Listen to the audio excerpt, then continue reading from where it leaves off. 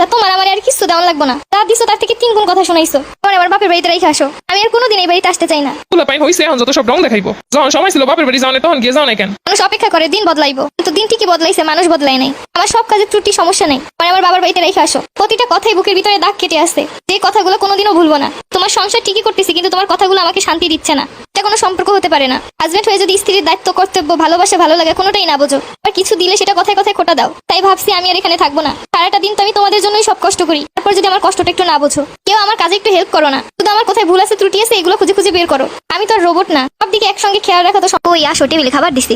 আজকে চাইনিজ সবজি রাঁধছো, তুমি কি এইগুলো রাঁধতে পারো নাকি? এই দিন কইলা আমি কিছুই রান্না বাইরে খাওয়াইতে পারি না, অন্যের বউরা সুন্দর সুন্দর মজার মজার রান্না করে। ও আরেকজনের তা দেখে করলা? তোমার লেগে কিছু করণই উচিত না। বাড়িতে যাও, আমার কোনো জিনিসপত্র খুঁজে পাইতাছি না। জিনিসপত্র সব কোথায় রাখো? তারা এখনই দিতেছি। কোনো কাম কি ঠিক করে করতে পারো না নাকি? অকর্মের ঢিকি কোথাকার। আমার কথায় কথায় কষ্ট দেয়। এই পর্যন্ত যে কত রকমের কথা বলে আমার আঘাত করছে তার কোনো শেষ নাই। শুনো, তুমি বাইরে গেলে আমার কিছু জিনিসপত্র লাগবে, নিয়ে এসো। আমার কাছে এখন টাকা নাই, যখন পার মতো নাই না দিব। আর মহিলা মানুষের কিসে এত জিনিসপত্র লাগে 2 দিন পর পর? আমার প্রতি সবকিছুতে অবহেলা। থাক, আমার কোনো প্রয়োজনীয় জিনিসও লাগবে না। সারাটা দিন আমি ওদের জন্য কাজ করি, তারপরেও আমার কি লাগবে না লাগবে কোনোদিন তো দিবে না। উল্টো আমি যদি চাই তাহলেও আমার অপমান করবো।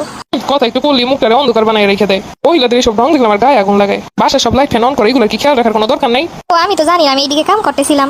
কোনো দিকে তো খেয়াল রাখার লাগবো না। ইনকাম করতে যে কি কষ্ট তা তো আমি জানি। খালি পরে বইয়ে বইয়ে খাইতে। মাস শেষে বিল আসুক এক গাদা দিও, তুমি তোমার বাপের বাড়ি দিয়াই না। এখানে কি আমার কোনো দোষ আছে? সংসারে কোথায় কি হয় না হয় এটা যদি খেয়ালই না রাখতে পারো, কিসের সংসার করতে আসছো? কিছু কিছু কথা আছে যেগুলো বলার থেকে 2টা চর মারা ভালো। এইসব কথাগুলো শুনলে আসলে কষ্ট লাগে। আমি কি ইচ্ছা করে এগুলো করছি? আমি তো জানি না যে লাইট ফ্যান অন করা। আমার একটু নিয়ে বাইরে ঘুরতে যাইবেন? আমার বাইরে যাওয়ার মতো এখন সময় নেই। যেই দিন সময় পান নিয়ে যেন। সারাদিন অফিসের কাম কাজ করে সময় পাই না, উনি এসে বাইরে যাওয়ার লেগে। থাক, নেওয়া লাগবো না। কথায় কথায় কষ্ট দেওয়া মানুষগুলোর কি একটু নিজেদের ভিতরে বিবেক কাজ করে না? তারা কি সত্যিই বোঝে না যে কিসে কষ্ট লাগে? কারণ কি কাম করো? পোলা পাইলে এখন খাওয়ান খাওয়াইতে পারো নাই। পোলা পাইন গুলার কোথায় কি লাগে না লাগে কোনো খবরই নেই। আমি কি আর বসে আসছি? এদিকে কাজগুলো শেষ না করে আমি কেমনে যাবো? তুমিও তো বাসা বসে আসো, ফিরে আসো, তুমি তো একটু বাচ্চাগুলোর খাওয়াইলে পারো। আমি অফিস করে এসে পোলা পান খাওয়ামো, ঘরে বইয়ে 2টা রান্না করো, পোলা পান খাওয়াইতে পারো না? আমি কি কোথাও বসে থাকি একটু? আরে কি এমন কাজে সারাদিন করম লাগে? না, আমি কিছুই করি না, সব এমনি এমনি হয়।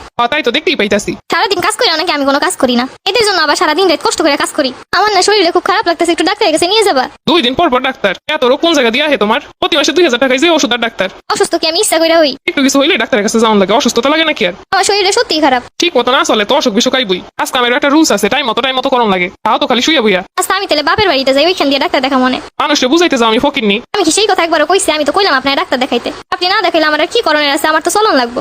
রেডি হয়ে নিয়ে যাইতেছি ডাক্তারের কাছে, কাজ না করার বাহানা। অসুস্থ হলে বললেও বলবো কাজ না করার বাহানা। মানুষ মারলেও তত কষ্ট লাগে না যতটা কষ্ট লাগে কথা রাগাতে। কষ্ট করে টাকাগুলো ইনকাম করে নিয়ে আসবো, আর 2 দিন পর পর একটা বাহানায় শেষ হইব। আচ্ছা তোমার আমার আর কিছু দেওয়া লাগবো না, যা দিছো তার থেকে 3 গুণ কথা শুনাইছো। তোমার আমার বাপের বাড়িতে রেখে আসো, আমি আর কোনোদিন এই বাড়িতে আসতে চাই না। পোলা পাইন হইছে এখন যত সব রং দেখাইবো। যখন সময় ছিল বাপের বাড়ি যাওয়া তখন গিয়ে যাও না কেন? মানুষ অপেক্ষা করে দিন বদলাইবো, কিন্তু দিন ঠিকই বদলাইছে, মানুষ বদলাই নাই। আমার সব কাজের ত্রুটি সমস্যা নেই, আমার বাবার বাড়িতে রেখে আসো। প্রতিটা কথাই বুকের ভিতরে দাগ কেটে আছে, যে কথাগুলো কোনোদিনও ভুলবো না। তোমার সংসার ঠিকই করতেছি, কিন্তু তোমার কথাগুলো আমাকে শান্তি দিচ্ছে না। এটা কোনো সম্পর্ক হতে পারে না। হাজবেন্ড হয়ে যদি স্ত্রীর দায়িত্ব, কর্তব্য, ভালোবাসা, ভালো লাগে কোনোটাই না বোঝো, আর কিছু দিলে সেটা কথায় কথায় খোটা দাও। তাই ভাবছি আমি আর এখানে থাকবো না। সারাটা দিন তো আমি তোমাদের জন্যই সব কষ্ট করি, তারপর যদি আমার কষ্টটা একটু না বোঝো, কেউ আমার কাজে একটু হেল্প করো না। শুধু আমার কোথায় ভুল আছে, ত্রুটি আছে, এগুলো খুঁজে খুঁজে বের করো।